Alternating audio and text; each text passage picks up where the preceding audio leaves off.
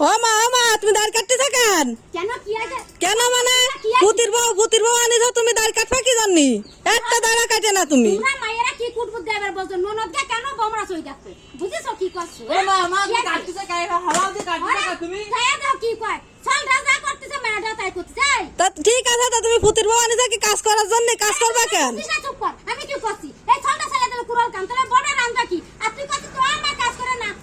তুমি একটা কাজও করবা না ঠিক আছে পরের মায়া আনিছ বসে বসে খাওয়াবা আরে বাবা এই জন্যই তো ননদকে বমরা সই যায় না আজকে মা এত কষ্টে তুই কই কি তুমি করবা আর হচ্ছে না আর মোটা কোটা কথা না মা শোনো ও পরের মায়া আনিছ পরের মারে ও তুমি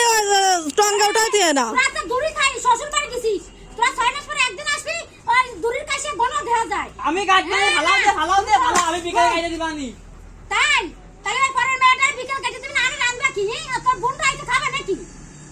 সে যা আছে তাই খাবানি ওই পুতির বউ সব কাজ করাবে একটা কাজও তুমি করবে না একটা কাজও না না শোনো তোমরা এই যে বৌমাদের কাজ করাই কেন করাই না শোনো সে তো একটা মানুষের মাইয়ে তোমরা দিন শ্বশুর বাড়ি যায় তোমার শাশুড়ি একদম কাজ করলি কি ওরে আমার শাশুড়ি আমার কাজ করাইছে আর আমি যদি আমার মারে কাজ না করে দিই তাহলে আমার মা